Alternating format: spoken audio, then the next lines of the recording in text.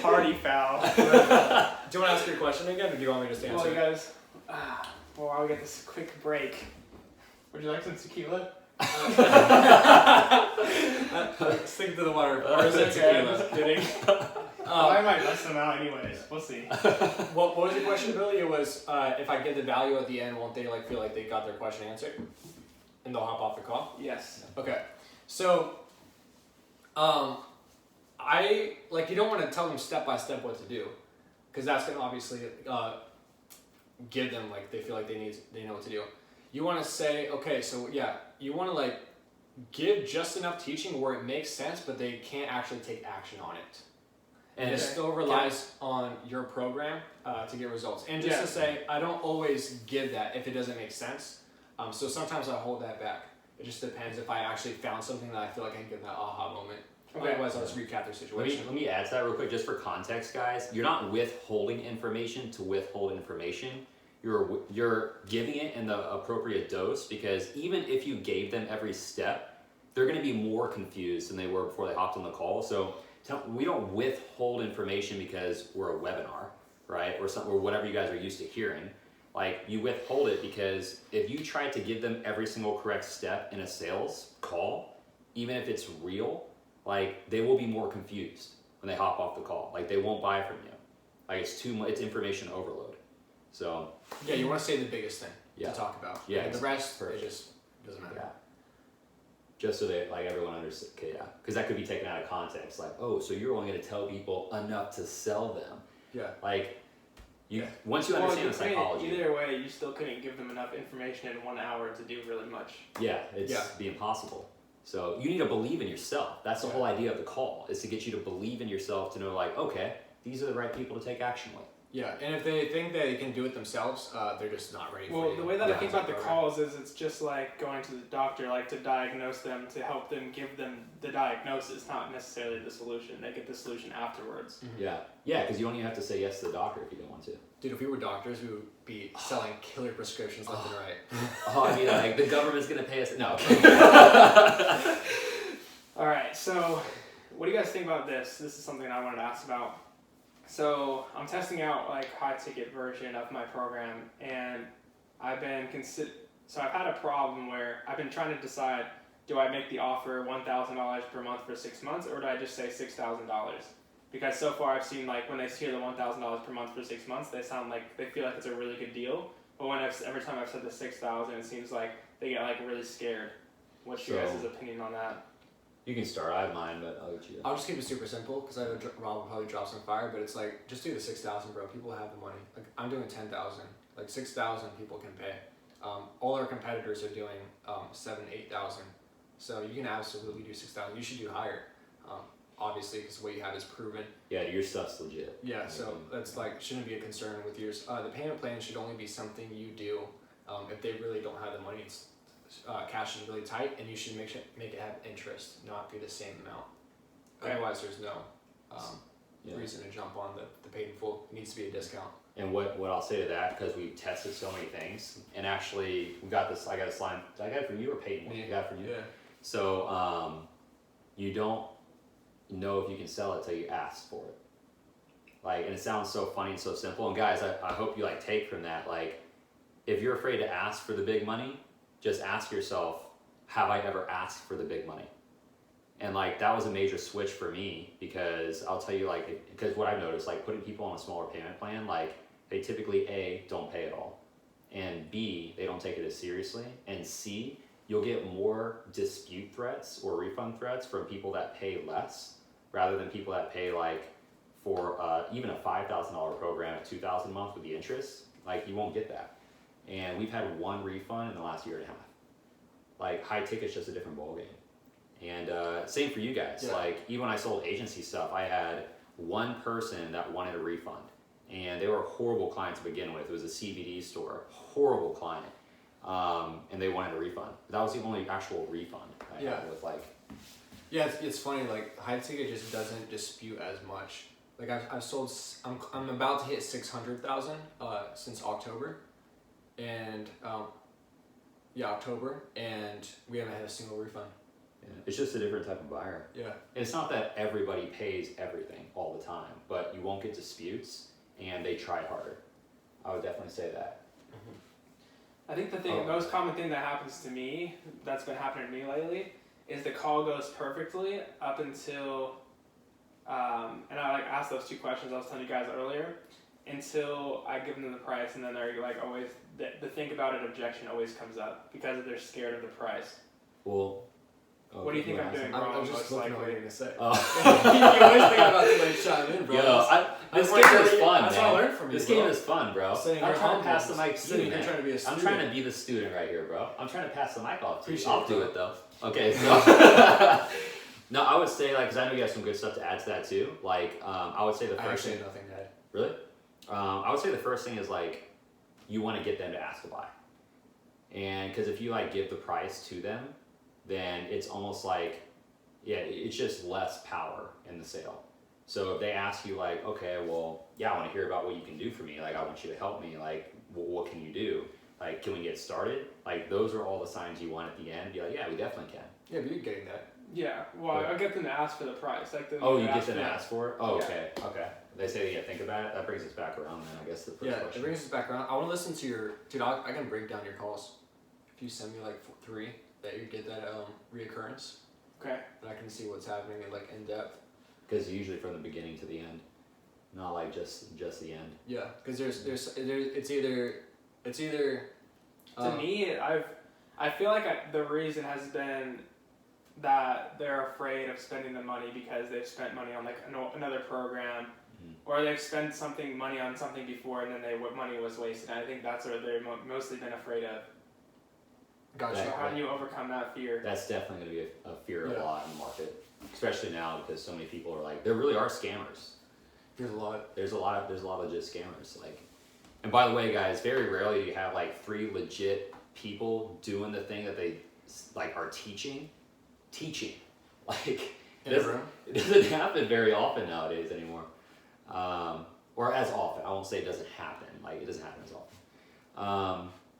Yeah, so I'll let you answer the question.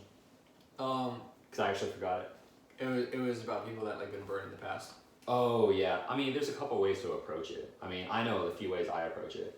But if you have... I know that I've done it. See, the thing is, this is like the thing that's been hard for me, like switching over from the marketing sales to the consumer sales. Like with marketing, what I would do is I would just explain how we're different, like what we do differently, and then be like, well, did they do this? Well, then if they didn't do this, then obviously that's what they did wrong, and then that's why it would be different. And so it's very easy to explain it that way. But I mean, that's actually the way that I've been doing some of the time. But I think, let's see. So is it like kind of like I think, okay, or is it like okay, got it? let me remember. Okay, they did get it. So I think the next objection mainly was that they were just scared of spending the money, and they were like scared that they're not going to be able to like pay their rent, stuff like that. Okay. Yeah, that's definitely like a type of person you're getting on if they're scared to pay rent. However, fear is natural. So like one step you could take, again, I'd want to listen to your entire call. What is Sorry. It's okay. She's so happy. She just ran and Now, Go on. can I get a treat? Can I get a treat? so you wanna label and address the fear. So if you Ooh, I like that. Label the fear. yeah. So what I mean by that is there's a SLR method. Mike Mark teaches it, and it's smokescreen, logistic, resistance. If there's fear, that's resistance. Fear and resistance is always something you want to conquer on that call. You're just going to lose the deal no matter what. So you kind of have to hard close it, if you want to say. And you want to label it. Be like, okay, I might be like sensing like a little bit of like maybe like a little bit of like resistance, like a little bit of like kind of like fear, and they're like yeah, I mean like blah blah blah blah blah, and they just kind of go through it. I'm like okay, do you kind of got like those like butterflies like when you're about to go skydiving, that kind of thing?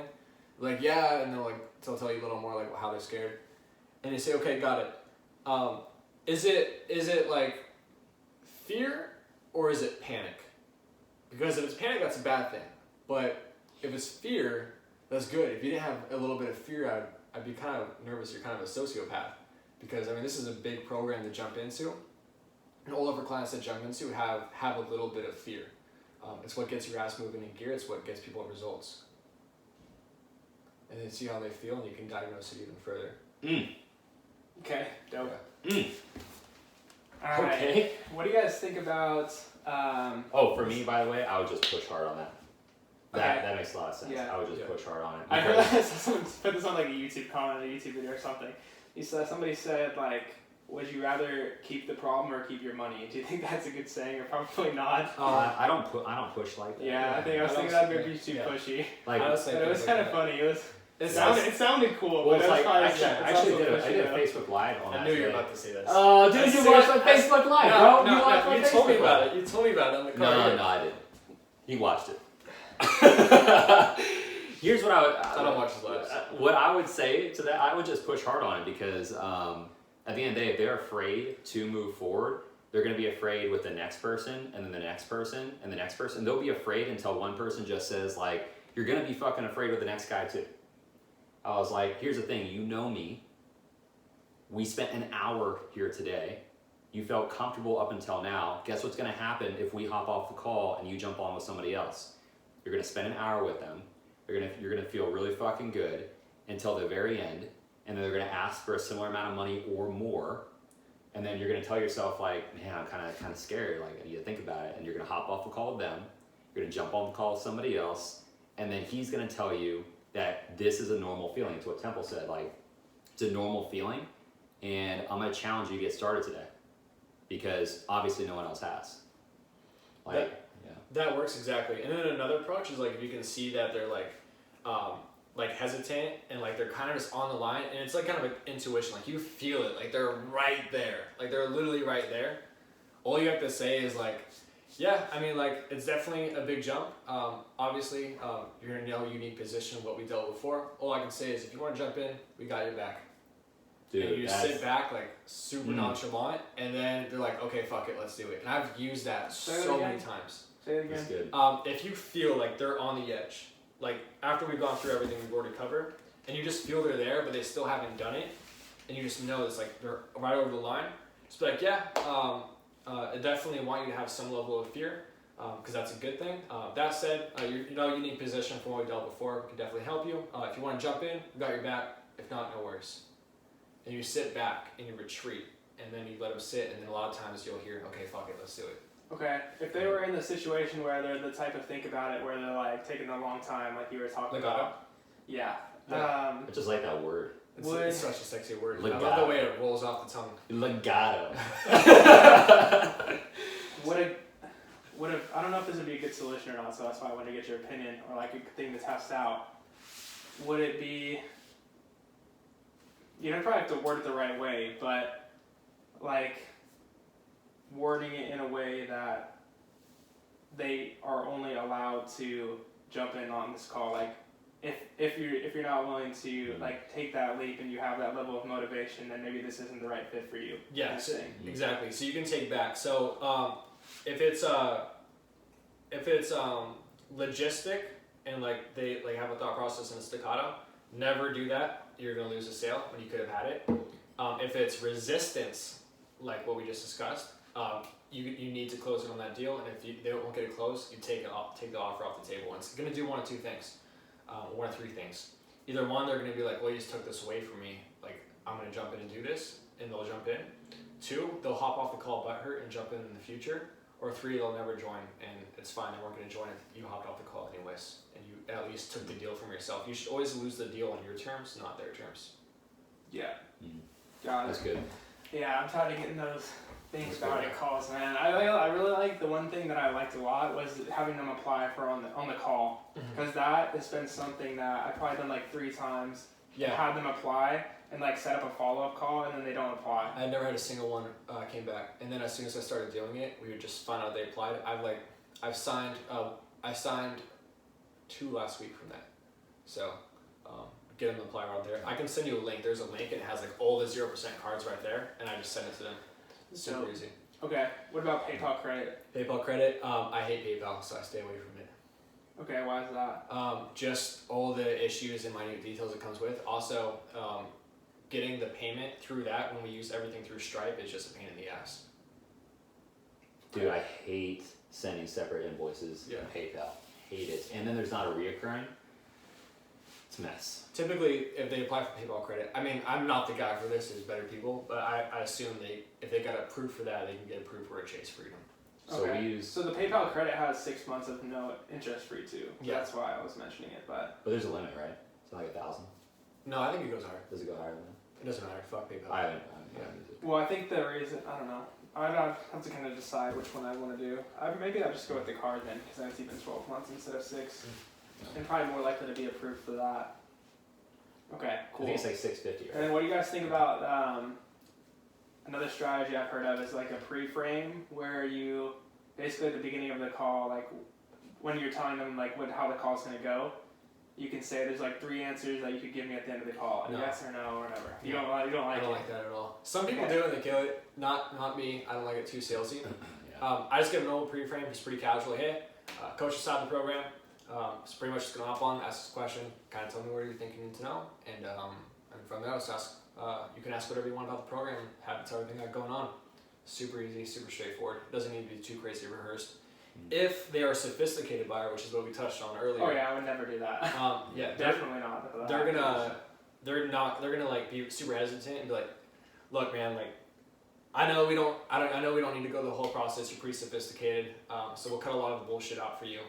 That said, it's got a couple quick questions before we move into kind of like logistics, and you can ask whatever you want. And then they're gonna be like, ooh, but then you still take the same amount of time in discovery, and they don't even know. But the fact that like they think they're getting a short amount of time, they're gonna feel good, and that you're not just another sales rep. Yeah. I like to say like. That's been my tough thing. I'm really good at like logistical selling, but I'm not as good at emotional yet. But I'm still working on it. You would probably crush with the different buyer. Well, okay, then I'll ask you guys this. How do you guys get leads for like agency growth currently? For Like, agency growth, qualified ones. for Joel Kaplan's program. And if that's what you're selling, then yes. Yeah, it comes through ads, and we get it through organic as well in the Facebook group. Okay, Yeah. so is ads the majority or the Facebook group majority? Lately, it's been about 60-40 in favor of Facebook group. Okay, so like let's say the ads ones. What kind of questions does it ask on the application? Really straightforward, basic questions. To be honest, I never even read the applications. I rarely read them. We have like a 40% app rate. Okay, like how many questions would it have on it? I think it has like 12. I mean, you can funnel 12? hack it. Yeah, Okay. you can see. We have like 22. That's not it. You have 22? Yeah. Damn. Yeah, 40%. But they're sales team questions. Like, Yeah. how many people do you have on team? How many meetings are you doing per week? Like, questions like that. Oh, do you have another Okay. stream of income? Things like that. So how can I attract people that are more logical rather than people that are emotional, trying to like get rich quick kind of thing? You're asking. I'm humbled you'd ask me that question, but I'm not a marketing guy. So I would say branding, because once we started switching all of our content and the way so what I do is I listen to all my sales calls from the previous day and I create the content around what they say, and that's been our new content. And you've seen the big shift, like in our content. You brought it up to me like a month and a half or something. Yeah. But that big content change has been why we have like 7-figure agencies now reaching out to me to be like, hey, so how would you change this? And what's crazy, dude, is that like today, I was on a call today. They're like, dude, we're closing at 60%. And he told me that through Instagram messaging. And I was like, damn, that's fucking high. The first thing I think to myself is like, you could increase your prices. I hop on a call with them. They're closing $2,500 a month SEO packages and have 50 clients. So they're sitting around like $200,000 a month or something like that, and it's all margin. It's SEO. I'm like, holy crap, how are you closing 60% on a package like this? And they're getting them from manufacturers. So it turns out that like they're crushing the game right now, but it's not cold inbound. So they have no history of closing percentage. If they were to lose the manufacturing partnership, they're at 0. So once I found that out, I was like, oh my God, this is the gap. And then their follow-up, because like 80% of conversions on the back end are like 5 to 12 follow-ups. So most people stop before that, so they don't get the follow-up deal. And so they don't have that fixed either.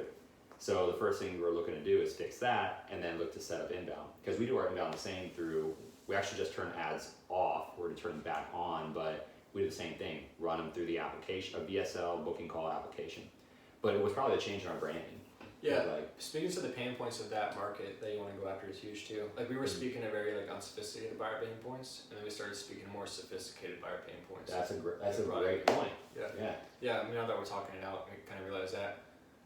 Like unsophisticated buyers, getting revenue in, because they just want money. So like getting appointments, that's something they really have a problem with. Where sophisticated buyers, it's more systems, firing yourself, not breaking and bringing on 100 clients. That's a great point, because that's why he reached out to me, was because of the follow-up post we did. Okay. There you go. Yeah. So like, what percentage of the people you get on calls with would you say is like sophisticated versus unsophisticated?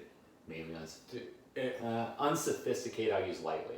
I know what you Like, mean. I know. yeah. I would say, okay, so I'll define it a different way.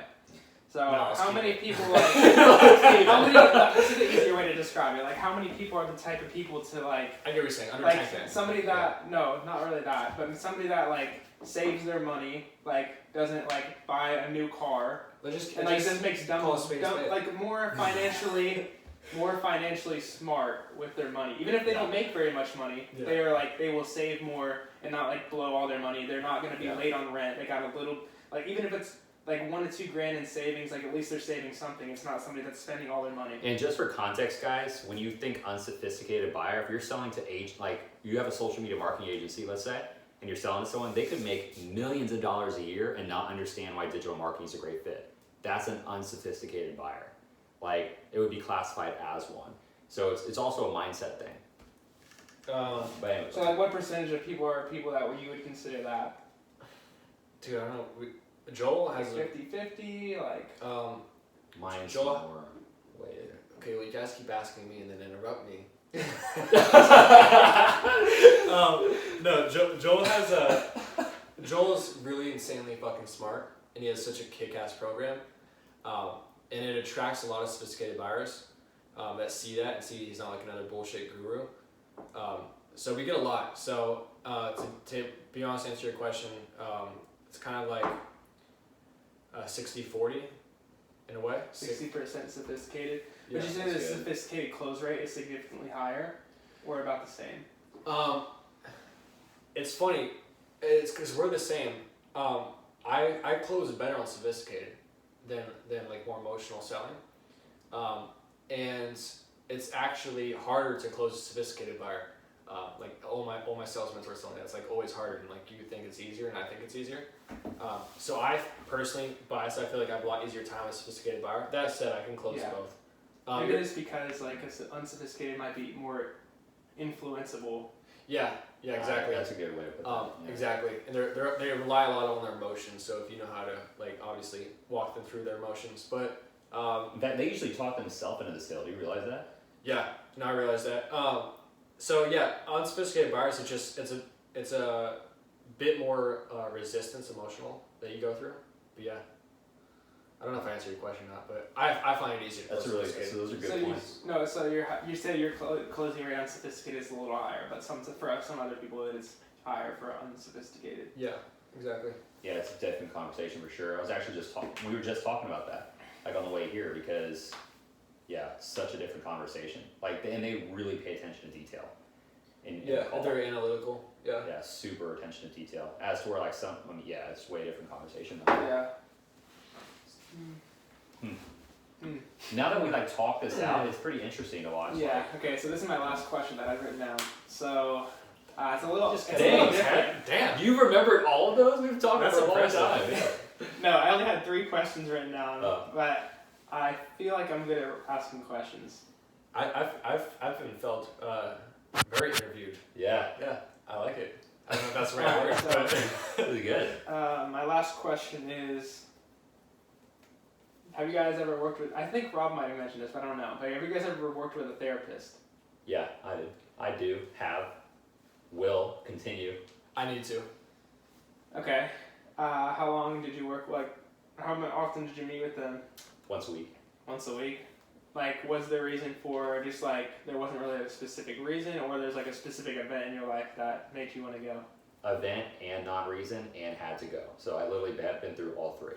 Okay, so I was actually considered doing it for no reason, basically, just because I feel like, so I've come to like learn some things, like your mind has a bigger role in a lot more things than you think about. For example, like lower back pain or like a random pain that comes up in your body. It could be related to actually not necessarily like a physical problem with your body, but actually more of like a mental thing where it's you may be having something like in the back of your mind that's been like bogging you down, but you don't really like know what it is.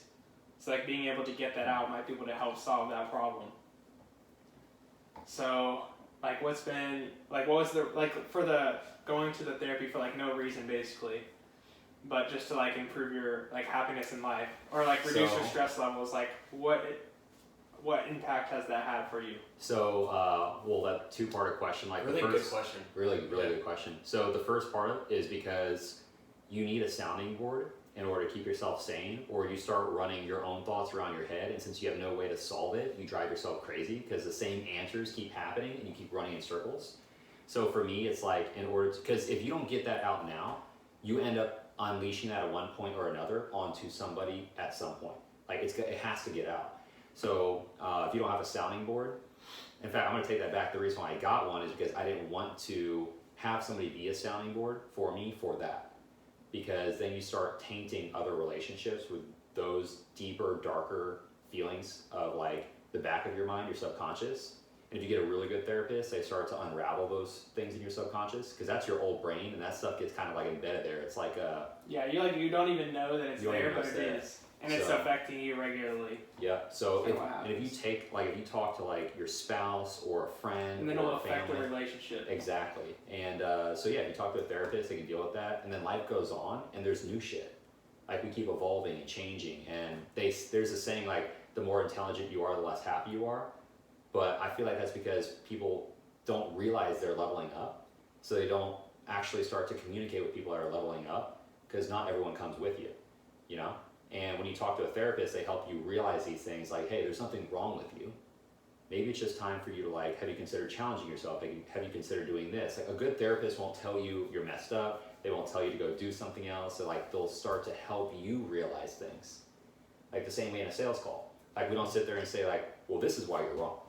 We like ask more questions to be able to help them realize, oh wait, and they have their epiphanies. Yeah, a good communicator helps people understand their own thoughts better. Yes, so you'd exactly. say it's like how beneficial would you rate it on a scale of 1 to 10? Like how compared to other things that you would spend your time on? Like easy 10. Like it's not even like a thought. Like easy 10. What are your qualifications for finding a good therapist? Because I assume that's very difficult. It is. So like the next one I'm looking for is EMDR. Like that's the one I'm starting now, and it's because you need to find something that specializes in your specific thing. So mine's trauma. And if you look for somebody that specializes in whatever else, just make sure that they're certified in that. They have good recommendations. And that's the first time I look at, and then interview them. So get on a call with them and feel it out first. Would you recommend an in-person one or over the phone? I've done both now, and I can tell you that in person, way better. I did the on the phone stuff for longer than a few months. I was doing that for like a long time, almost a year. And I thought it was helpful at first until I started going in person. Is it because like you're just looking in the eyes and like I think it's that real human connection. It's the connection, and they'll tell you that too. Like when I started doing the in-person stuff, they're like, you have to go see an EMDR in person. You cannot do this online stuff anymore because we're already online all day. And then on top of that, even if we weren't, you don't have the connection, so you can't actually like reach that new level. Yeah, that's like a huge thing. The reason I wanted to ask you that is I feel like a lot of people don't talk about it, and I feel like this is the weird thing. This is the thing that's been really bugging me lately. So I have like slightly, just barely like high blood pressure. Like sometimes I'll do my blood pressure and it'll be normal, and sometimes it'll be high. Like I would say like 50-50. So I want to get that like always to be low. And so like the things that cause high blood pressure, that would mainly be like stress and like high sodium. So I think the main thing is stress, and same thing like I was talking about, I have some lower back and neck pain. So I've obviously done like a lot of things, like I've done the physical therapy, like try to like do the stretches every day and like solve it every way I can. Then I was thinking like maybe it's something to do with my mind. So that's kind of like the next step that I wanted to take. And I actually, another reason that I've kind of got into it too is I had a client that has stem cell therapy, but I was actually doing some of the sales calls for them, and it was just really bothering me how much chronic pain some of these people had that I was talking to. And I was like, this is not just, there's no way you can have, like, both of your knees are screwed up. Like, all your fingers have arthritis. Your back is broken. And these people, it's just like bodies are completely broken at like 40 to 60 years old. And it's like, there's got to be something deeper going on here than just the physical body. Like, these people have obviously had, I believe, like, significant trauma in their mental state that is actually causing these problems. Because they've tried everything to fix them. They've had surgeries. They've had, like, literally everything. Yeah. This is actually something that, like, I feel that I kind of plan on getting into in the future. I don't know if it's a placebo, but I've noticed that a lot of times when I'm really stressed out, I get upper back pain. That's a good point. I feel it. I feel tense. We're also sitting in a chair all day. Yeah. And, like, at the top of my back, I go to the chiropractor once a week too. And, like, he says that. He's like, it's because you're constantly, like, looking down at something. And we don't have, like, that arch to be able to bring our back out. That's why I bring my fucking You need to do that. thing. So Yeah, I mean, I went to a chiropractor too and tried that. It still didn't help me. So Mine's not either. I'm like, my lower back, my upper back is super bad. That's interesting. I would love to know, like, how that works out. yeah, I've been learning a lot about that kind of stuff, and I think it has like a bigger impact than most people think. How crazy it looks. And, like, effect on I you. mean, really, the stress. I think stress is like the number one. Like, there's other health concerns, like obesity is a huge one, but stress is like one of the biggest ones that will, like, cause disease and, like, cause aches and pains and, like, overall lower your lifespan. So, like, stress is definitely one of the biggest factors. And especially, like, nowadays, you think of the stress levels compared to, like, if you compare the stress levels nowadays to when people would have, like, a more simpler life, then it's definitely a lot more now, in my opinion. Well, and what we do too is not easy. Like, Dude. I know for me, the stress is high in business. You know what I've noticed? I always would get up in the morning and look at my phone, like, as soon as I take it off airplane mode. Now I keep it on airplane mode till at least 12 p.m. and, like, I'm so much happier. There's, like, I feel like I was giving myself, like, kind of this dopamine rush, and then now I'm going into work a lot more focused, a lot more just not feeling the need to, like, I don't know, I can't describe it. I just feel so much better. I think the boundaries are good. Yeah. Like, I leave my phone on airplane mode all day. Like, or silence mode? Is that airplane? No, that's not airplane mode. Just do not disturb is what you're talking about. Yeah, do not disturb. It's been great. Like, so if you try to call me or text me and it doesn't go through, like, that's why. Like, where you know that too. Yeah. Even my family's like, fuck, Rob. Yeah, another thing I've been doing is sometimes I set time limits on certain apps. Like, you can set that on the iPhone. You set, like, a time limit on the app, and you can only use it for a certain number of minutes per day. Can I plug this Kind in? of a cool feature. Alright, I think that's a good way to end it. Yeah. That's a good way to, guys, if you are not looking at that enough, to, like, those are good questions, man. These are really sophisticated questions. Like, to look at the fact that, like, it could be just your mind, to go get some, like, professional guidance. That's good. But yeah, I'm getting it there. Dope. Thank you, guys. Thank you. Great advice. See ya. Alright. And now the behind the scenes casting.